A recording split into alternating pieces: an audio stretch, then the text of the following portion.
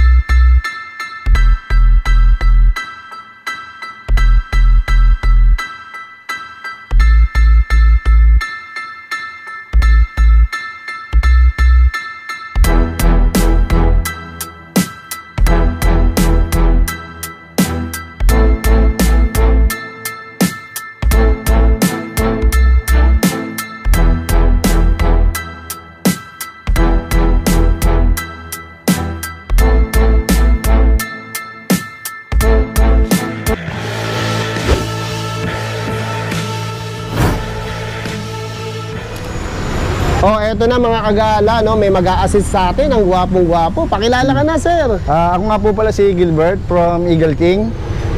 Welcome to Eagle King. Pasok po tayo sir, para malaman po natin. Sir, balita ako, marami kayong bago, no? Lalo na ang YNG, sikat na sikat sa mga ganitong two wheels na malulupit, no? Yes po. Kayang-kaya niyang talunin yung mga naglilipa ng mga palaman dyan, di ba? Mga cheddar, queso, rino. Alam ko, ito na yung narinig ko na mas malakas, pinakamalupit na specs. Ito, unahin na natin siya. Sino ba to, sir? Yes sir, ito po yung bago namin unit. Ito po is 4,000 watts. Teka, tama ba yung narinig ko? Yes po, 4,000 watts na po yun. 4,000 watts? Yes po. Eh, yung huling narinig ko dyan, yung mga nagkikwento-kwento dyan ng mga vlogger, 3,000 watts lang eh. Yes po, nag-upgrade po kami ngayon sir. So ito, 4,000 watts, and then yung battery niya po, 72 volts, and then 32 amperes pa rin po. Wow! Tapos, anong size ng gulong? Ito po is 12 na po siya sir. Yung size niya is Size? 110, 70 by 12 po. Size 12 na siya. Yes po. Tapos, naka-tubeless pa siya. Tubeless, and then Naka-mags. Naka-mags. Tapos disc brake na rin po siya. Disc brake. Tapos, ang ganda ng ano nyo, oh. Sir. Nung fork, no? Ang fork na aluminum ba yan, sir? Yes po. Tapos, halos ang laki ng kanyang disc. Naka-upgrade na rin po yung disc niya. And then ito, nakaano na po siya, carbon. Carbon na? Carbon, Lodi. Tapos, LED na ba to, Yes po. Sir Gilbert? LED na rin po siya, sir. Ayan, may emblem pa, oh. Yes po. Tapos, siyempre, himayin natin to. Ito, sir, side stand. Side stand po, naka-upgrade na rin po yan, naka-setup. Upgrade na. Tapos, ito sa harap. Ay, wow! Dalawa na, sir. Yes po, iba na po yung ano Disc niya. brake niya. Front and back. Front and back na siya. Tapos, may panel. Tapos, tignan mo naman ang lapad ng harap niya, sir, no? Opo. Tapos ito, meron ding ano to, May carrier. U-box. Yes po, may U-box po siya. Oo, tapos meron ding safety breaker. Yes po. Ayun, may sandalan pa sa likod, no? Ito ba, sir, nalalagyan ng top box? Pwede naman po, sir. Kung si customer gusto mag-upgrade, I-request. yes po, pwede po natin siya lagyan Tapos ng tignan mo naman top yung box. ground clearance niya, sir. Ang taas, di ba? Yes po. Tapos ayun, may center stand. Ayan, ang lupit pala talaga nito. Pwede rin siyang keyless. Yes po, pwede natin siya i-keyless. Pwede ring manual. Tapos may lagayan na cellphone, may gulay board. Bakit ba dinawag na gulay board to? Gulay lang ba sinasabit dyan? Hindi naman, sir. For example, namili tayo. Napaka si Sir Gilbert eh. Ay, kahit ano. Kahit ano, pwede kahit naman. mga ihaw-ihaw pa Ihaw. yan. Ayan. Ganda. Ang Saka forma. check nyo rin yung likod, sir. Yung tire niya, mas pinalaki po yung yung gulong niya sa likod, sir. Ibig sabihin, ito size 12 yung unahan eh. Yes po. Anong likod niyan? Mas pinalapad pa po, sir. Mas malapad, Yes pero po. size 12 din. Yes po. So ito pala, 12 by 110 by 70 by 12 po. ayan, 110/70 yung likod. Dito, sir, pasok po tayo Ayan, para sige, makita tignan niyo po. natin. Dito, sir. Nakaka-intriga to eh. Ang lakas, malupitan na to. Ito, sir, ang size naman po ng tire niya is 180, 50, by 40 na, sir. Ay, pucha. Napaputya. Lapad pala nito. Lapad na, sir. Pero size 10 din. Ay, size 12 din siya. Hindi po, sir. Ano na? 14. 14 na siya. Yes, Tapos 50 by 180. Yes po. Yung nando sa kabila, 170. 110, 70 by 12 po. Ayo, 110, 70 by 12. Ito, 180 by 50 by 14. Yes po. Wow, tapos tignan mo naman yung disc brake niya, oh. Ampon na, saka kitang-kita mong malakas, di ba? Ang jet niya, sir, talagang ano na siya, dinisign na siya ng sports e-bike na. Pang sport e-bike na. Tapos suspension niya, boss. Ang Yes, lalaki na rin. Ampon mo, oh. YNG lang yan, saka lang. LED na mga ilaw nito, Yes, sir. boss. LED na rin po. Ayan, balik na tayo sa unahan, boss. Siyempre, boss, ang iniintay ng mga viewers natin, magkano presyo nito? Yan naman, sir, is 85,000. 85,000 lang to? Yes po, sir. Ang mura, ah. Whew! Na pinapawisan ako sa ganda nito, ah. Ito, boss, sino naman to? Ito naman, sir, parang same lang sila, pero pinakaiba naman ito is mababa ng konti yung specs, pero 3,000 watts naman siya. 3,000 watts naman. Yes, po. Ano naman yung ano nito? Amperahe, saka voltahe. Sa ampere naman, sir, same sila ng 72 volts, 32 amperes. 72 volts, 32 amperes, 32 sir. ampere. May top box lang sa likod. Yes po. Ang ano naman, may top box siya, and then iba naman yung setup niya dito, sir. Iba naman yung setup Iba niya. naman yung Ayan, setup oh. ng ano niya. Oh, pero Brake master niya. dual disc brake din yan. Yes po, dual. Front and back, sir. Ang kagandahan nito, Sir Gilbert, pwede kay mami to, no? Yung Yes design, po. no? Yes po, pwede po. Kay mami, kay ate, no kaya yung kay kuya. Yung bumigay. Joke lang. Ayan. Shout out sa mga LGBT. Bali ano to, boss? 3,000 watts, 72 and 32. Yes po. Ayan. Magkano ganito, boss? Yan naman, ang price natin is 75,000. 75,000. Yes, po. Ayan. Ito, 95, no? 85 po. 85. Yes, sir. 10,000 lang difference. Yes, po. Ayan. Sino naman to, boss? Ito naman yung ano natin, sir, H1 namin. Ang specs naman niya is 2,500 watts. 25 watts. And then, yung sa battery naman po, 72 volts, 20 amperes. Okay. 20 amperes naman to, yung dalawa 32, no? Yes po. Pero pwede rin tayo mag-upgrade dito, sir. Pwede natin siya gawin ng 32 amperes. Kung by request nila. Yes po. Mag-additional lang po tayo ng 5,000. Ayan. Wow, ang ganda. Teka, boss, para nalilibang tayo, ano pangalan nito? H1, sir. H1. Magkano po. si H1?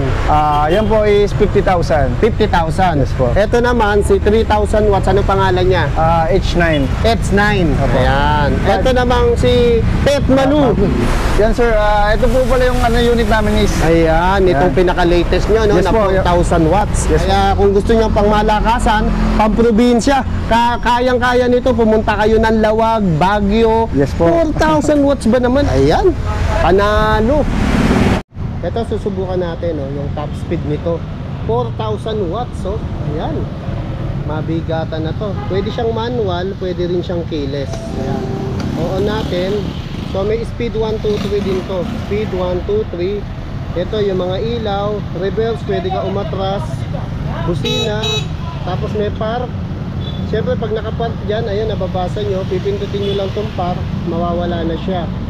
Tapos naka dual disc brake siya. Makikita rito yung voltmeter, speedometer, odometer. At may kulay na rin yung kanyang speedometer. Ayan. So tignan natin sa 1, speed 1. Nakalimutan ko tanggalin yung P, no? Ayan, pwede rin dito yan. Ayan, tanggal na yung P.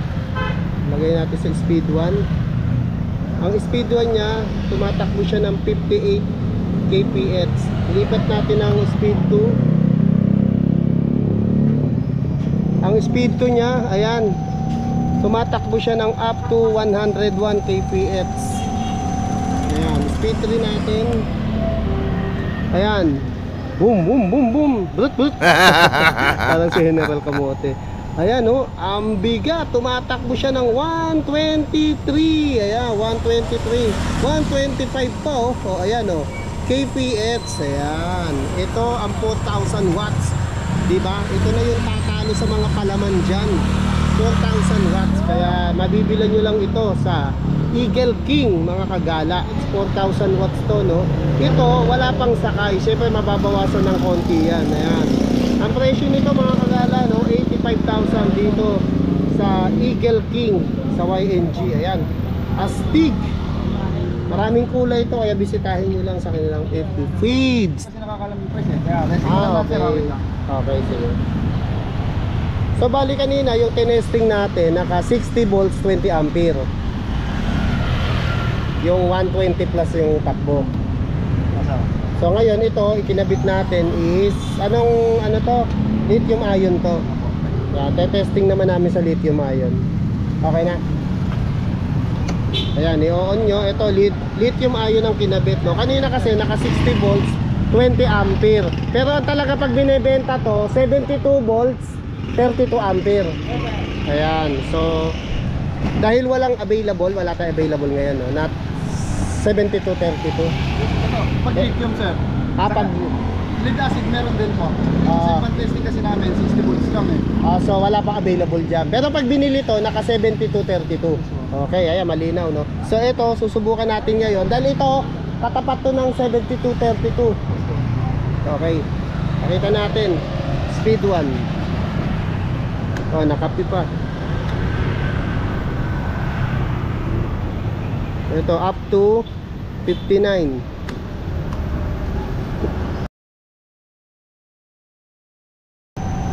Ito, speed 2, 102.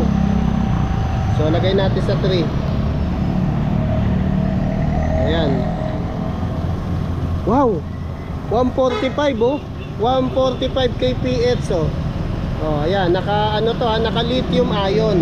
So ito katapat din ito ng 7232. So hindi lang available yung 7232 nila, kaya napansin nyo kanina 120 plus lang kasi naka 6020 lang, 60 volt and 20 ampere. So ito yung tunay na resulta kapag naka 7232. Ayan. Up to 146 kph itong 4000 watts na to. Ayan. Itong ilaw niya oh sa gabi. Yan, LED na yan oh. Nag-iiba-iba ba kulay nito? Oh, yan na yan. Sir, Yan na mismo, sige. Try mo nga. Oh, iba-iba oh. Galing, parang Christmas tree, no? Parang Pasko na naman. Yan. Tapos yung ilaw sa harap, pakita mo nga. Oh, yan oh. LED na ilaw niya, no? May kulay pa sa mga gilid, no? Oh, parang nasa raon, no? Joke lang. Oh, tapos ito yung meron na din siyang ano, hazard. Hazard na yan, oh. Galing, di ba? 4,000 watts yan, astig. Ayan, ganda oh. Kaya dayuhin nyo na rito sa Eagle King.